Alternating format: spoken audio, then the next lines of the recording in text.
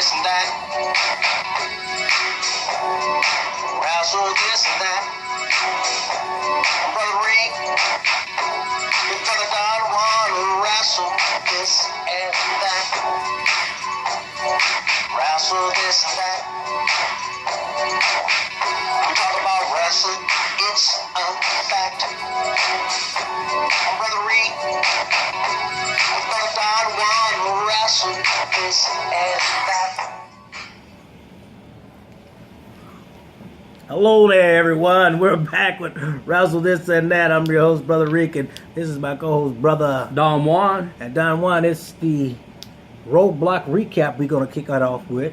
Yeah, and to our surprise, there wasn't just 4 matches. Yeah, well, I think they heard you complaining all Friday, and they say, let's get down some more matches for this guy cut off the WWE Network. We just didn't get a chance to predict these other matches, and they were good. They were good matches. They was better than Raw, but we'll get to that. And let's start off with our first match, and it kicked off with the New Day WWE Tag Team Championship taking on the League of Nations. Right.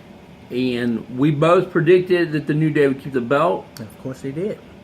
And they did also get the big ending on with Barrett, like we thought. Yeah, you know what? But in this match, Barrett looked good. He did. He didn't look slow. It seemed like he healed up pretty good. So, and he can carry a match. So I got to take my hat off to Barrett. He looked good. Hell of a match. It was. Hell of a match. Hell of a finish. And the another thing is that they debuted Booty-O cereal. They did. Yeah. Booty-O cereal. Booty-O cereal. I'm gonna buy some. You can get yourself Booty-O cereal. Yeah, a shirt come with it. They pulled off the shirt and boom, it was Booty-O cereal. They're actually selling those. And no doubt. Where they selling them at? Is it just on the website? No, it should be on the website, and then of course in the arena when you go there. Yeah, but they are. It's a legit deal that they are banking on now. Right on. They had a nice little commercial for it. Oh, no doubt. New Day continue. This guy, they continue to shine as a heel, and now Vince seems like he wants to turn them, a face. Because he wants the promotion. So there you have it. And there you are. These guys are really turning up the dial, man. And the League of Nations gave them some competition, but unfortunately, 4 couldn't beat 3. That's right. And also, they ended this big winning streak that the League of Nations had. Yes, they lost it. That was the first loss in 6 weeks. In 6 weeks. But as you said, still WWE Tag Team Champion, the New Day. Me and Don, let's just say this real quick, Don. Me and Don are going to be running through this a little swift today because he got to go to the hospital for his niece. His new nephew is going to have some surgery today. He wants to be there to support him, and we want to give him and his family some prayers to take with him for his little nephew to pull through and be okay. I appreciate that. Definitely, man. Yeah. So that's why we're going to kind of like flow through some things because we on a real tight schedule. Next was a Paul Heyman promo. Yeah. And Heyman declared that Toronto was New Suplex City. The New Suplex City. And Lesnar came out wearing a blue state shirt. New shirt. Because, Toronto Blue Jays. And he basically said that the Wyatt screwed Brock Lesnar out of his WrestleMania moment, and he said eventually all going to fall down. But we thought that Brock was going to be facing Bray Wyatt, but they made it a 2-on-1. But it seemed like it was a 1-on-1. Yeah, it's pretty much a 1-on-1. So let's get to that 1-on-1, and I would say this: out of all the Wyatt families, Luke Harper is the ones that's shining. Absolutely. I mean, he put on a great match. He got all his moves and signatures. He put on Brock Lesnar from the boot to the discus punch, a clothesline. He shined big time, and he made Brock Lesnar look good, and vice versa. Yeah, he brought it to Brock. He gave him everything he had, but unfortunately to no avail. Brock was just a complete beast, counting the suplexes. Counting 6, right? And just staring Bray Wyatt down, as Bray Wyatt never got involved in the match at all. Well, I thought that when he picked up Dean Ambrose and suplexed him backwards, I thought that was impressive. But to grab a heavy 260-pound Luke Harper like a baby and just toss him all over the ring, it was amazing. Great match. This is one of my favorite matches of the night also. And then at any time, I mean, the scary thing is that any time Lesnar wants, you're up in the F5. I mean, there's just nothing that really you can do against him. Nothing you can do. So Lesnar gets a big win. He runs right through Luke Harper and Bray Wyatt, but again, Bray Wyatt does nothing. He starts walking in the back. Lesnar looks like he's stalking him, so I was thinking, oh, maybe he's going to walk the curtain, he's going to get jumped by the rest of them, but that didn't happen. No, that didn't happen. A clean sweep and clean win by Brock Lesnar. Up next is the Chris Jericho promo. He told Toronto, his hometown, shut up. Yeah. He said, you guys had an opportunity to cheer me, but you decided you wanted to cheer AJ Styles. Right. So his jealousy was even in his own hometown. Yeah, he told his own people, shut up. Shut up, you know. He said, I'm glad I left this stinking town. And I don't think I would say that to my town. But right. He did say glad he left the stinking town. But who did they put Jericho up against? Oh, my God. This was another disappointment. Well, this was my first disappointment. He brought out Jack Swagger. Yeah. Now, Jack Swagger, he seemed like he lost his swag. You know, he said Swagger was the flavor of the month. Basically, yeah. I think Swagger's the flavor of every month, if you ask me. But anyway, they get into a little confrontation, and now we got a second match going on with Jericho taking on Jack Swagger. This was not a good match at all. Good at all. It was not a good match at all, and I see why Swagger isn't on Raw, but then still I see why he constantly loses. This is a man who's about 6'6" or 6'7", 260-some pounds, and he totally lost it, man. He just don't have it no more. Yeah, he's slow in the ring. Jericho had to carry the match for the most part. The whole match was slow. It was a very slow match. It was very unentertaining. I watched Roadblock after I got back from watching the Big 12 tournament. Mm-hmm. And I found myself falling asleep during that match, so I fast forwarded through bits and pieces to make sure I could get through it before I got to. Well, you know, for him not to be on Raw as much or be on television, the people still was behind what we are the people. Yeah, you that's know, true. We the people. He definitely was behind him on that, and it was kind of giving him a push, but he was basically slower than Jericho. Yeah. I don't know. I guess he just lost his step and said, you know what? Eventually, I know Vince going to give me my pink slip. So I just played out as much as possible.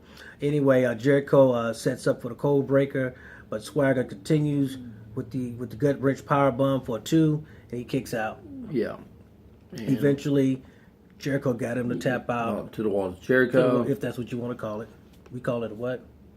A Boston crab. A Boston crab. That's all it is. He basically fed Swagger some crabs. Yeah. And he got pinned. And he tapped out. But we don't like the tap outs, and we don't like that particular move. Yeah, I would rather have him hit the code breaker and get the win. Get a pin. But unfortunately, he wins. Even at with this point, I'd rather see the Lionsaw. Like I said, I'm not really big on submission holds, and if you're gonna do a submission hold, you know, make it inventive or something that actually makes people believe that they tap out. You know, if you go back to doing the lion tamer the way you used to do it, where you half them and then you put that knee into the back, I believe that that's enough pain to put somebody out. But I mean, I've seen so many Boston crabs on people, and I guess what I don't understand sometimes is how you can see the exact same submission hold and how some people will never tap out of it, and other people got to tap out. So, you know, I know it's wrestling and stuff, and then that's what kind of happens. Did you hear the CM Punk chants? Yeah, I did. Loud. Yeah, they were loud. CM Punk. So Jericho wins via submission, which was kind of surprised because it wasn't Toronto that he would. But they were loving him. They love him. They think he'll come back, and let's hope he do. But as of right now, that's no. Third match. Rivals taking on Enzo Amore and Colin Cassidy. I really enjoyed this match, and again, like I said, I'm not really into the NXT scene, so this was totally brand new, both parties for me to see, I enjoyed both tag teams. I really enjoyed Enzo and Cassidy, and since I know that they're getting close to getting their call up, that's going to be exciting. Big Cass, big. Well, that's a big dude. Like I said, NXT. That group is just a faster pace than what Raw is. It's just totally different. You can definitely see that they're different. But when it's all said and done, the Rivals hit this new move called the Shatter Machine on the outside on Cassidy, then went in the inside, and also hit it on Enzo to pick up the win to retain their championships. But as you said, I'm definitely looking forward to them being called up to the WWE main roster. Yeah. And it does make me more intrigued to maybe try to check out a little bit of NXT.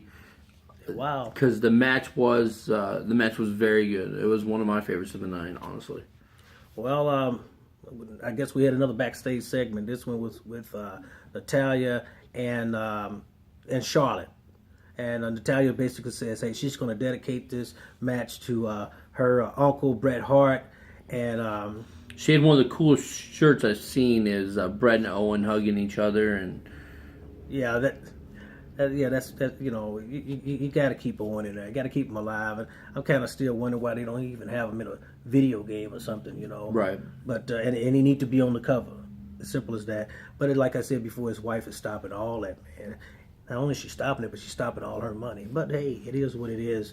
Basically, Charlotte tells Natty that she's just a warm up for WrestleMania. Okay, she said she's no threat to her, and she suggested that just like the Charlotte, Charlotte Hornets, yeah, just like they'll never win a title, Natty will never win the WWE Divas title again. So that set up a match between these guys for the fourth match, with Charlotte she refused to put her belt on the line, right? And Natalya said, "Well, my Uncle Bret was correct. You Flairs are cowards." So she puts the belt on the line. So now we have a WWE Diva Championship. So what do you think about that? Well, the match was really entertaining. Very much so. The match was really well put together. Natty and Charlotte both carried themselves very well in the ring and carried each other very well in the ring. And although I never thought for any moment that Natty was going to win this, because we've got the three-way built up, it was an impressive showing for Natty. Of course. Even in a losing effort. But I thought that the match was... It was very paced out. At first, I thought it was a love fest because they was on top of each other. Like they, okay, I ain't even go there. But that's what it started off. And I said, hey, this is getting kind of interesting. But it just seemed like to me that they were definitely connected. It was another favorite match of mine. Even though you and I definitely knew she wasn't going to win it, just like Dean Ambrose wouldn't. But I'm just saying, I had to throw that in there just to tweak you a little bit. But the match was great. It seemed like to me that these guys continue to have good chemistry. It's just the fact of what are they going to do with Natty. I think she's constantly falling off the radar. Yeah, I think that they could give Natty Brie Bella's push once Brie leaves, and that's not like put her into the title picture or whatever, but at least make her character relevant again. Constantly. It looked like, if you watch Total Divas, it looked like Natty kind of got put on the back shelf once Tyson got injured because she was at home with him and stuff. And then since the time that she's come back, we haven't really seen her like maybe 3 or 4 times, whatever. And Natty's a really, really good wrestler. And she deserves to be one of the divas that gets pushed. She can bring along some of these younger divas and help carry their matches so that we get a chance to see them. But I do think that soon Natty will probably... I think that they will push her, and I think this was the start of it. I think a push is about over, but I do think that they're going to use her to help form NXT. Female sets down there. Anyway, Charlotte, she picks up the victory with her foot on the ropes, with a roll-up, and she wins with her foot on the ropes, and she retains her title to stay the WWE Diva. And our next match, 5th match, one we've already talked about, which was Brock Lesnar taking on just Luke Harper, if you ask me. Me and Don did not like Bray Wyatt not getting involved at all. He basically stood outside the ring and watched Luke Harper get decimated. Yeah. But Luke Harper held his own. But like you say, once you go up against the beast, you eventually will get the F5. Yep.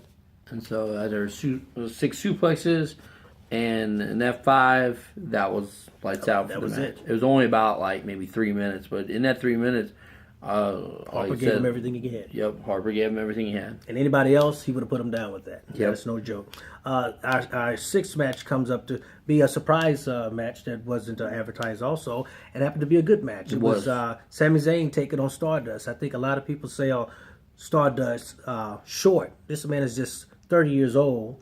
And he's still amazing in the ring. And this was a fast-paced match, and he kept up. Yeah, he absolutely did. And knew that Stardust wasn't going to win because they were going to get Sami Zayn to push. Of course. But it did not take away from the match whatsoever. There was several great moves put on by Stardust. Of course. And he showed that he can still be very viable. Very relevant. Like I said, Cody does a good job of playing the Stardust character. He really does. He does. And then inside the ring, I mean, he can perform. And it was a nice performance by Sami Zayn because it was better than his performance in the tag team match on SmackDown. So for me, again, it's like Sami Zayn's something new for me and stuff. And I like the way he moved, and I like the way he moved even more this past Monday night. So he's an NXT guy. I say it again, and they are bringing up performers. These guys put on some great matches. Anyway, as you said, Stardust held his own. He got in his good disaster kick for the 2 count, and Sami Zayn out of nowhere, he hits this new move that is called the hell of a kick. Hell of a kick. He gave him a hell of a kick and kicked him, and he picks up the win. Sami Zayn is the winner of that match, and I hope they continue to put Stardust in matches and keep him off of the other shows that superstars and whatnot. Bring them back. 7th match basically was the main event, and it was Triple H taking on Dean Ambrose.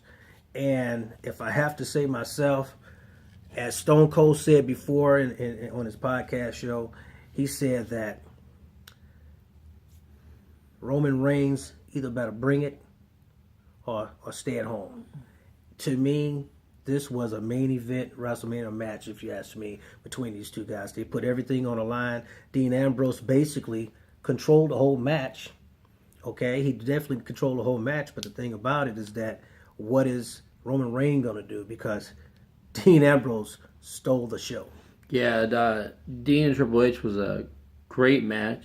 There were times in the match, especially after he hit the dirty deeds and the way the ref was counting, that I thought Dean was going to win it, and I didn't know where they were going to go from there. But ultimately Triple H did win the match. But it was fast paced. It was good action. When it slowed down, it was because both wrestlers chose to slow it down. You could tell that they were in sync and in rhythm with people.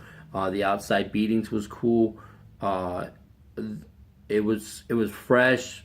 It also demonstrated that Triple H can really still bring it as a champion. And what I liked is that Ambrose hit him with everything he had. He did. And I think this match this was one of his best matches compared to the Royal Rumble. I just think that from the diving elbow to the DDT, and then eventually the crotch chop. Yeah. After he threw him on, I thought that was pretty hilarious. Was cool. That was pretty hilarious and whatnot, And he was basically telling Triple H, "You have to respect me. I'm not a pushover. I'm not, and he did. Great match. The best match of the night." Then Ambrose eventually got Triple H after the crotch shots, after he knocked him down outside the ring and he was doing the crotch chops. He put Triple H up on the table, and he went not to the top rope, but he went over to the barricade, the far-away barricade, and attempted to do an elbow drop, and he missed it. And Triple H, being the wily veteran he is, slides back in the ring, and Ambrose dives back in at 9. And when he dove back in, he dove right into the pedigree, which I thought was just a perfect way to end the match. It was the. Now, going back to what we were talking about, Ambrose did hit the dirty deeds, and he got a cover, and he got a 2. He was going to get a 3 count. The ref noticed that Dean's legs were dangling underneath the ropes, not on the ropes, but just barely dangling underneath. He pointed to him. He said, "No." Ambrose, I think at that time, thought that he was getting the screw over. He was very upset with the ref, but he stayed focused. But ultimately, like I said, after the 9 count and diving back in the ring, he gets hit with the pedigree, and Triple H wins and clears the obstacle at Roadblock. And we both predicted Ambrose to win via disqualification, but no DQ needed. They just went out there, pin. And then Triple H did his thing. I mean, that's what happens when you go up against a 20-year veteran, okay, and a 15-time World Heavyweight champion. Okay, he's a little more wiser than Dean Ambrose, and Dean Ambrose is just a lot of eager. He wants to win, and Triple H, he has that head where he, like you said, he calms everything down and he works it at his pace. Great match of the night. So overall, on a scale of 1 to 10, I'll give it an 8.5. I really wish that they would have told us about the other matches. It would have built the card up more. Definitely. So and we would have had more predictions. I give it a 9. I think the Triple H Dean Ambrose stole the show. I mean, you still hear me say that he's overrated, and he is, but that does not say he don't put on good matches. Okay, that was one of the greatest matches I've seen him in. Okay, and but overall, like I said, I give it a 9. I thought Roadblock could have been better if they'd have built it up more and gave us more matches instead of just 4. Absolutely. So I think WWE cheated themselves and sold themselves short because possibility they could have made more money off of this pay-per-view. So, ladies and gentlemen, that's the Roadblock predictions. And up next, we're going to have Monday Night Raw. Okay, we have a busy Raw. Yeah, we have a busy Raw. Raw is not what it was last week. They tried to do it this week. We're going to see. We'll be right back. I'm Brother Reek. I'm Brother Don Juan. We'll be right back with the Raw recap. There you guys.